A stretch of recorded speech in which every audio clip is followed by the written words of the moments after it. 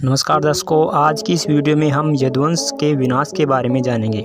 आखिर किस कारण से यदुवंश का विनाश हुआ, इस विषय पर अलग अलग विद्वानों के अलग अलग विचार सामने आते हैं। तो दर्शकों, वीडियो के अंत तक बने रहें। आज की इस वीडियो के माध्यम से हम बताएंगे कि कृष्ण जी कितने समर्थ हैं। तो आज हम इस विषय पर हिंदू धर्म के धर्मगुरु के विचार आपके सामने रखेंगे और फिर आपको निर्णय करना है कि कौन सही बता रहा है और कौन गलत। तो आइए वीडियो शुरू करते हैं और जानते पहले अनिरुद्ध आचार्य जी के विचार। उनके अनुसार यदुवंश का विनाश किस कारण से हुआ।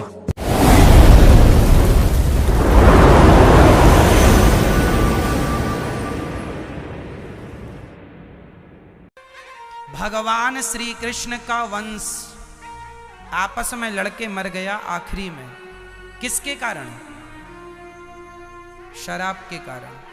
शास्त्र ये कहना चाहते हैं कि परिवार भगवान श्री कृष्ण का ही क्यों ना हो, यदि वो शराब पिए हैं तो वो आपस में लड़के समाप्त हो गए। शराब हमेशा आपस में लड़ाती है, इसलिए यदि 19 शराब पी के आपस में लड़के वो चले गए तो हम और आप पिएंगे तो शराब हमारे साथ क्या करेगी। तो ये थे अनिरुद्ध आचार्य जी के विचार। इनका मानना है कि शराब के कारण यदुवंश का विनाश हुआ। आइए अब जानते हैं संत रामपाल जी के विचार। हम आते हैं उसी प्रसंग पे कि यादव सभी भगवान श्री कृष्ण जी की आड़ में अहंकारी हो गए, साधु संतों का सत्कार त्याग दिया, उनके साथ मजाक करने लगे। तुम क्या हो, तुम भटकते फिरते हो जंगल में, है अपना कोई धंधा करके क्यों नहीं खाते हो, इस तरह की भाषा बोलने लगे। उस समय दुर्वासा जी उस बनी में जाकर बैठ गए, द्वारका के बाहर थोड़ी सी दूरी पे। और द्वारका के अंदर इस बात की एक ऐसी रूमर चली, चर्चा का विषय बना के एक महापुरुष आए हैं दुर्वासा जी, बड़े पहुंचे हुए संत हैं और भूत भविष्य और वर्तमान की सब जानते हैं। श्री कृष्ण जी के पुत्र प्रद्युम्न और उसके साथियों ने मिलकर एक कुबद सूझी। उन्होंने एक फैसला लिया कि भाई ऐसे सुन रहे हैं कि ये दुर्वासा जी बड़े पहुंचे हुए महापुरुष हैं और भूत भविष्य की सारी जानते हैं, इसकी परीक्षा लेते हैं। उन्होंने क्या किया कि प्रद्युम्न को, श्री कृष्ण जी के पुत्र को, एक स्त्री का स्वांग करवा दिया, स्त्री के कपड़े बना दिए और एक गर्भवती स्त्री का स्वांग बना दिया। पेट के ऊपर एक कढ़ाया, जैसे छोंक छांक लाने की छोटी सी कढ़ाई हो घर में, रसोई में एक छोटी सी कढ़ाई पेट का बांध दी और ऊपर के उसका लोगड़ बांध दिया रुई सी, फिर कपड़ा बांध दिया और ऊपर के और ताले कपड़े पड़ा दिए और मुंह ढक लिया, घूंघट काट के चाल पड़ी। 10-12 उसके साथ और जो शरारती स्कीम बना कर गए थे वो गए। दुर्वासा जी के पास जाकर उन्होंने कहा कि भगवान प्रणाम हो ऋषि जी को, हम आपके पास एक समस्या लेकर आए हैं। दुर्वासा जी ने पूछा, बोलो भाई क्या है तुम्हारी समस्या।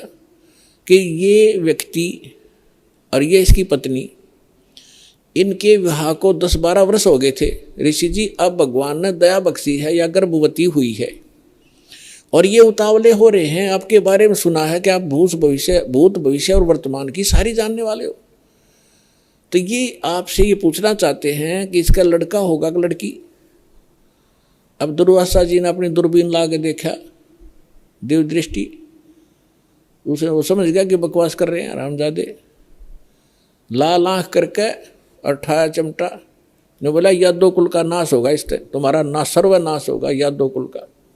भाग जाओ रामजादो, तुम क्या कर रहे हो। और ये तो भाग लिए बालक, आगे थारा नाश होगा इससे। अब वो बच्चे भाग आए गाँव में। बच्चा तक ये था, पोता लड़का हो रहा था अनिरुद्ध, उसका प्रद्युम्न बन गए।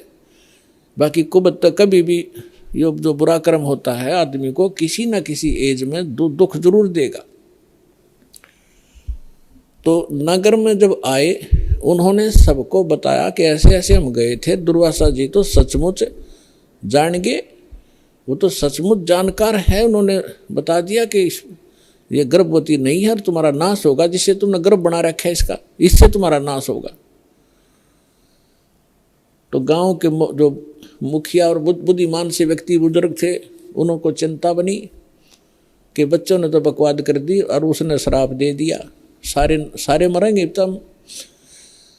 तो उनमें से कुछ कहने लगे कि हमारे सिर पर भगवान श्री कृष्ण बैठे हैं। वाह भाई वाह, ये भी कोई डर की बात है, चलो उसके सामने उनसे प्रार्थना करते हैं। अब श्री कृष्ण जी के पास गए, श्री कृष्ण जी से जाकर अपना चिंता का विषय बताया कि भगवान ऐसे ऐसे बच्चों ने मजाक कर दिया और दुर्वासा जी ने श्राप दे दिया, और दुर्वासा जी का श्राप तो बिजायल कैसा है, ये तो वापस हो ही नहीं सकता। तब श्री कृष्ण जी से कहा कि आप ही हमारी रक्षा कर सकते हो, आप समर्थ हो, सर्वशक्तिमान हो, आप विष्णु अवतार हो, जैसे भी उनके गुणगान किए। श्री कृष्ण जी ने कहा कि भाई देखो, बच्चों को वहीं भेजो और दुर्वासा जी से माफी मांगे, वो अक्षमा करेगा तो बात बनेगी। उन बच्चों को लेकर नगर के मुखिया व्यक्ति, मौजिद से जो बुद्धिमान व्यक्ति बुजुर्ग से सारे एक साथ गए, हजारों की संख्या में। दुर्वासा जी के सामने उन बच्चों को कहा कि माफ़ी मांगो। उन्होंने प्रणाम किया, माफ़ी मांगना चाहा, अक्षमा याचना की, लेकिन दुर्वासा जी ने कहा कि जो मेरे मुख से वचन निकल गया वो वापस नहीं हो सकता, आप जाइए। अपने बच्चों को समझा के रखना चाहिए था, साधु संतों के साथ बकवास नहीं किया करते, आप जा सकते हैं।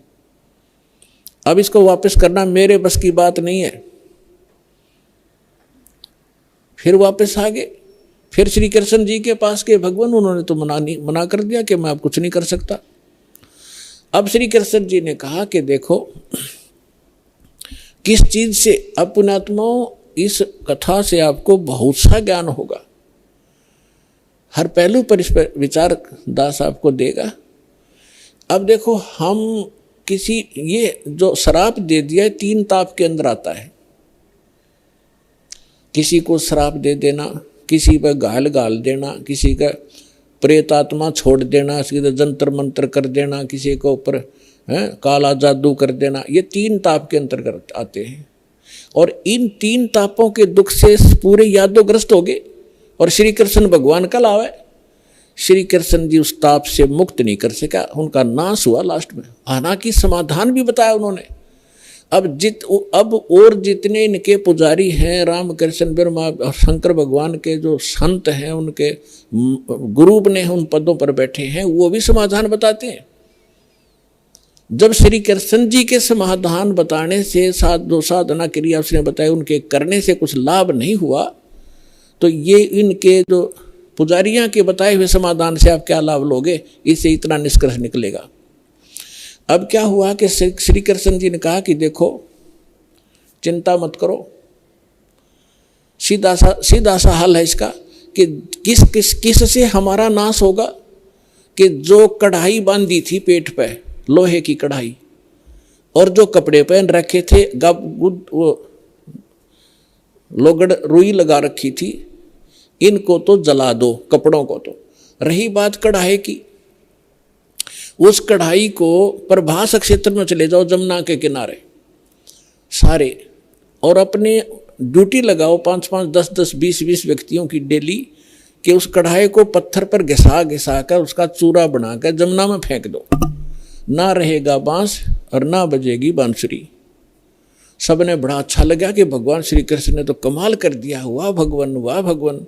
कि वो गुरु भी थे, श्री कृष्ण जी आध्यात्मिक गुरु भी थे पांडवों के और यादों के। तो इस बात को सुनकर सभी ने खुशी मनाई कि ठीक है, ना रहेगा बांस ना बजेगी बांसुरी। लगा दिए 20-20, 50-50 व्यक्तियों की सेवा कि जाओ जहाँ भगवान ने बताया उस क्षेत्र में जाके, प्रभास क्षेत्र में, और जमुना के किनारे पत्थरों पर घिसा कर चूरा बना दो। अब घिसाण से पहले दोनों कड़े थे, वो कड़े तोड़े पहले तो अलग अलग पकड़न के। अब उन कड़े घिसाण की ड्यूटी अलग दे दी 4-4, 5 की, कि तुम्हारी ये कभी कितने दिन में घिसाओ इनको। बाकी उन्होंने घिसा के सूखा वो कड़ा चूरा बना दिया। एक के पास दो चारों को कड़ा मिला था जिसने, लास्ट में थोड़ा सा रह गया था, वो गोल गोल नौका चमक गया, तो उस चमकदार सा घिसाने से चारों तरफ से चमक गया वो। तो उसने सोचा, जो आलसी सा था, सब ने अपना काम कर दिया, मेरा भी घिसा नहीं, तो उसने सोचा इसे एक कड़े में के बिजली पड़ा, यूं की उसने जंगल में उस जमुना में फेंक दिया वो कड़ा, बाकी शेष कढ़ाई घिसा दी थी, उसका चूरा बना दिया। अब वो किसी मछली ने खाद्य पदार्थ जानकर वो खा लिया, उस मछली को पकड़ लिया एक शिकारी ने, जिसका नाम बालिया नाम का एक दीमर था, जो मछियारा था। उसने पकड़कर मच्छी जब ले गया, वह काटी, मछली काटी तो उसमें से वह सफ़ेद धातु निकली, बहुत चमकीली। तो शिकारी ने सोचा कि ये हो ना हो कोई अच्छी फौलाद होगी या कोई चांदी ना हो। वो लेके गया सुनार के पास। सुनार कहने लगा भाई ये चांदी नहीं है, ये तो अच्छा फौलाद अच्छा है। वो लोहार के पास ले गया। लोहार ने कहा कि बहुत अच्छा इस्पात है और इसका क्या बनाऊं? तो शिकारी ने कहा कि मेरे इस तीर का आगे का एरो बना दे, मेरे सर के ऊपर डाल दे, इसने बना के विषाक्त बना देना। तो उसका तीर के जो बाण होता है तीर का, उस बाण के आगे एक गोल एरो होता है तीखा, ताकि वो पशु पक्षी के जाके सीधा लगे, मार दे उसको। तो वो विषाक्त बनवा लिया। उधर से कुछ दिनों के बाद, उधर से जिन्होंने वो चूरा फेंका था जमुना में, उसका घास हो गया, जैसे डाब कुश, जैसे कुश होती है ना, कुशा की तरह, और जैसे ईख देखा हो, ईख जैसे पत्तों का, और तेज धार के पत्ते उसके, जैसे आपने, हमें मालूम है कि जैसे कई बार डाब होती है जिसको कुश बोलते हैं, कुशा, उसके इतने तीखे पत्ते होते हैं, उंगली का लपेटा आ जाए तो उंगली काट देता, वो आधे से ज़्यादा काट देता, आधी, इतने तेज पत्ते होते हैं। लेकिन वो तो दुर्वासा के श्राप से शापित था, वो एक ऐसा घास हो गया। उधर से क्या हुआ, कुछ दिनों के बाद, 1 वर्ष 2 वर्ष 4 वर्ष के बाद क्या हुआ, आपस में द्वारका के अंदर झगड़े शुरू हो गए। छोटे बड़े की लाज रही नहीं, थोड़ी सी बात पर मार काट मचा दी, थोड़ी सी बात पर कत्लेआम करने लग गए। फिर गांव के लोग पहले धार्मिक बहुत होते थे, अभी तक हुआ करते थे। गांव के अंदर कोई भी आपत्ति होती थी साधु संतों से, उसका विकल्प, उसका समाधान चाहा करते थे कि किसी तरह शांति हो नगर में। तो उनके पास तो श्री कृष्ण ही थे final, first and final, last and final. Shri Krishna ji के पास गए। श्री कृष्ण जी से बताया कि भगवान पता नहीं नगर में क्या बढ़ गया, क्या घुस गया नगर के अंदर, कोई किसी की बात सुनने को तैयार नहीं, बड़े छोटे की लाज रही नहीं, जरा सी बात होती है लट्ठम लट्ठा कत्लेआम होने लगे। भगवान कोई दया बख्शो, कोई समाधान बताओ इसका।